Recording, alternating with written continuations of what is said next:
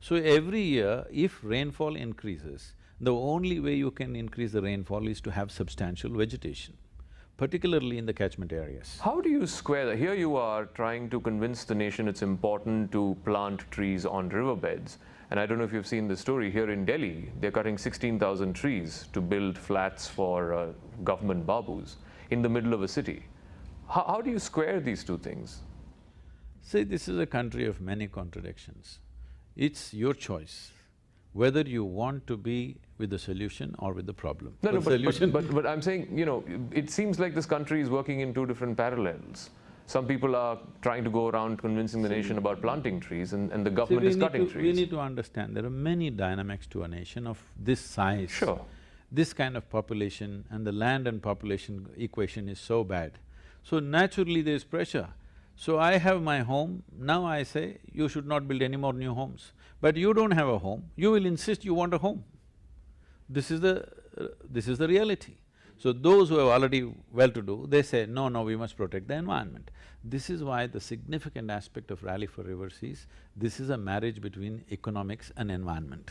But do you buy this logic that, let's say in a place in Delhi, here in this instance it's happening in 3 places in South Delhi, the government is saying, to compensate for that, we are planting trees in other parts of Delhi. Do you buy that logic, that if you can cut trees in one place, but plant them somewhere else and it's okay? You could as well build where there are no trees. Okay, I think that's an interesting answer. Now I'm trying to push up this thing. Now whoever is cutting up these trees, there's one way to do it. Let's say it's 50 acres of land. Now some votaries went about saying that you should not build tall buildings. For a population like this, tall buildings are very needed. If you take 50 acres, if you build 1 acre, 50 floors, and we must make it like this, your office, your home, your shopping and your child's school, at least till 8th standard, 10th standard, is all there. You don't step out of your building 6 days of a week. Sunday, if you want to go out, you can go somewhere. And this can be completely ecologically friendly. These 49 acres, you have forest developed, you have a wonderful place for your children to grow up, your air quality will be good, and you can make it zero garbage thing, you know. Everything, power can be generated there, no garbage goes out, it is complete. Right now you see, those who live here work there. Yeah. Those who live there work here. What is the point? Both sides of the street, the traffic is busy, what does it mean? Those who live here work there, those who live there work here. What is the point? Yeah, particularly in a city like Delhi. I mean, people living in Delhi work in Gurgaon, people living in Gurgaon work in Delhi and what's the point? So why don't people live, and at least the new developments, you live and work in the same place? Then all this traffic can be taken off. Do you think people who are in positions of power, positions of authority, people who make policy are sensitized enough? Here in Delhi, pollution is a huge problem. I'm sure you must have faced it too. I mean, is that even top of the agenda for our policymakers? Right now it is. The kind of response we're getting for Rally for Rivers from the government and the way they're trying to push it with the state governments, because this is a concurrent subject, they can't do it by themselves. They're pushing it to all the state governments. We have signed MOUs with 7 different states. So, it is definitely on the top of their mind right now. But it's still polluted. What you mess up in 25-30 years won't get fixed in a year or two. Sure enough, I mean… And the population is growing, economy is growing, that means everybody will consume more, everybody will throw out more waste, all these things are there. But for your Yamuna, at least they've sanctioned a budget, 300 meters on either side, they're going to plant trees all along the way. I'll believe it when I see it. No. Because the Yamuna right now is looking not like the Yamuna budget has 20 been years allocated, ago. but I want you to understand, if the sewage water doesn't go into Yamuna, there'll be no Yamuna most probably. There's hardly 10% water is there, rest is all sewage. But pollution as a problem, water pollution I'm talking about, air pollution is a different matter. Water pollution as a situation, we can fix it in a matter of 2 years if there's a determined policy, which they are doing with Ganga right now. Okay. It is from that confidence you hear the minister saying, 70% of the pollution I will fix in a year's time. Do you believe the Ganga has actually been cleaned up in the last 4 years? See, you don't have to clean a river, you just have to treat the sewage.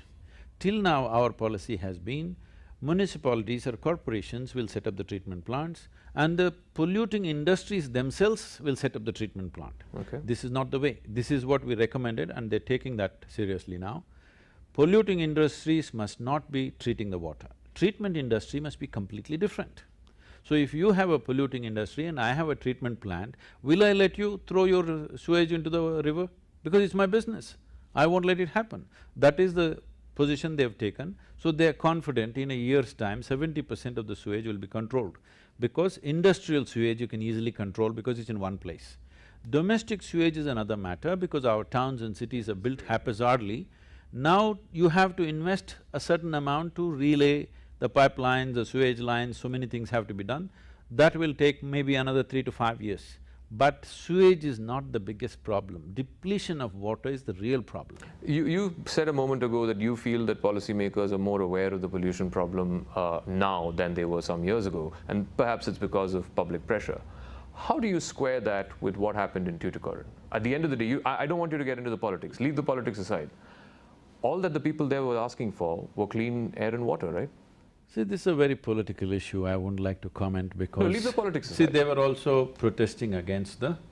The plant itself? No, they were also protesting against the nuclear plant which is already ready and functional. Now the Sterlite plant. So I think as a journalist you must make a closer look at this. This is not the way it seems. Okay, would you want to elaborate on that? There is politics involved in this thing. So you can leave the politics aside. Different people are trying to get their own foothold into Tamil Nadu politics. Sure enough. With the icons gone, with Karunanidhi being dysfunctional and with Jayalalitha's passing, now all kinds of people want to have a foothold, they're all aspiring to leadership. So there are many things being done. Unfortunately in this country, if you want to become a leader, you have to block the road, you have to cut the electricity, you have to close down something, you must close down the city itself with a band or hartal or whatever, or you must burn the buses, which is of public property, you must burn public property. This is how people become leaders in this country. But you don't think the people of Tuticorin, the ones who were affected, living in the vicinity of the plant, had a genuine grievance? I'm not saying there is no pollution, there is pollution. But there are ways to handle pollution rather than burning down a plant. Well, they protested non-violently for 100 days and the government did nothing. See, you must understand, we are a developing nation. Don't import things from America and talk that language because in this country, industry needs to come up, power plants need to come up because there's still people who've not seen a light bulb in their life. Forget about high technology, they've not seen a light bulb yet in their home. So there are a lot of things that need to happen. If something is not happening, you only protest against the problem, don't protest against the plant. You want copper smelting or no? You want, because there are a variety of things you do make out of it. Now you close down an industry because of political pressure, this is not right. You've compelled the industry to make sure pollution doesn't happen. I'm sure there are ways to do it, everywhere in the world people are doing it, isn't it? If they have bypassed some laws and done something, penalize them for that. You close down business after business like this, where will you take this country? All right, Sadhguru, thank you very much for speaking with us here on CNN News 18. Thank you.